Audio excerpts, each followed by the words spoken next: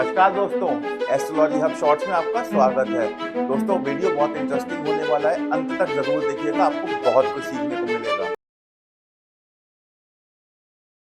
नमस्कार दोस्तों, आज हम बात करेंगे चंद्रमा का कुंडली के 12 भावों में क्या प्रभाव होता है। उससे जानने से पहले जानते हैं चंद्रमा क्या है। चंद्रमा मन का कारक है, चंद्रमा इमेजिनेशन है, चंद्रमा दिमाग है, चंद्रमा सोचने की शक्ति है, चंद्रमा माता है।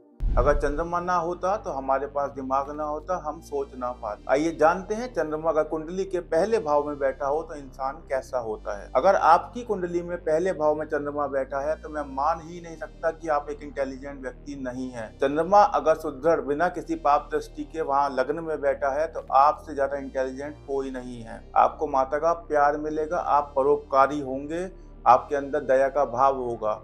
आप समझते हैं ना, माता अपने बच्चे को कितनी भी गलती कर दे फिर भी माफ कर देती है।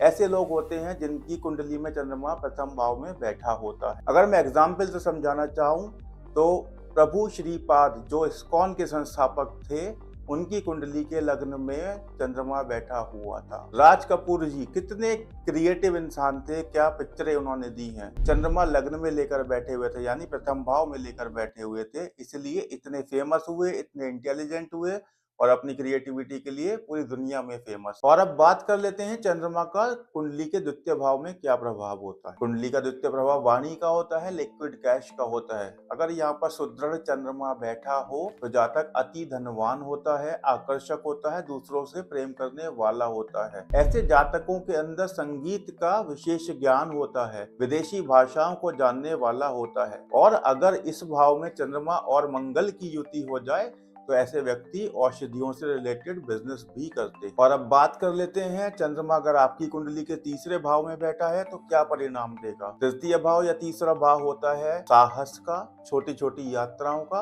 और भाई बहनों का। एक सुदृढ़ चंद्रमा तृतीय भाव में अपने भाई बहनों के प्रति अनलिमिटेड प्यार देता है। आपका कोऑपरेशन अपने छोटे भाई बहनों के लिए उनके जीवन में वरदान है। ये आपको तो ग्रोथ देगा ही, उनके जब तक आपका हाथ उनके साथ है उनको हमेशा ग्रोथ देगा। अगर मैं एग्जाम्पल से समझाना चाहूँ तो लता मंगेशकर जी के तृतीय भाव में चंद्रमा बैठा था।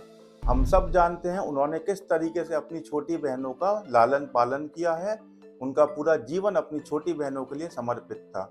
ये होता है एक सुदृढ़ चंद्रमा तृतीय भाव में। अगर आपकी कुंडली के चतुर्थ भाव में चंद्रमा बैठा है, यकीन मानिए आपसे ज्यादा किस्मत वाला कोई नहीं है, क्योंकि चतुर्थ भाव का कारक है चंद्रमा। अगर एक सुदृढ़ चंद्रमा चतुर्थ भाव में बैठ गया है तो जीवन की सबसे बड़ी ब्लेसिंग माँ का प्यार आपको मिलेगा ही मिलेगा। चतुर्थ भाव होता है लग्जरी का, आपकी प्रॉपर्टी का। अगर चंद्रमा वहाँ बैठा है तो ये सब कुछ आपको मिलना ही है। चतुर्थ भाव में बैठा चंद्रमा विदेश यात्राएं भी देता है। एग्जाम्पल से समझाना चाहूँ तो ऐश्वर्या राय के चतुर्थ भाव में चंद्रमा बैठा है। जीवन में कोई ऐसी चीज नहीं है जो उनको अपने जिंदगी में ना मिली हो। अगर आपकी कुंडली के चतुर्थ भाव में चंद्रमा बैठा है तो कमेंट में जरूर बताइएगा।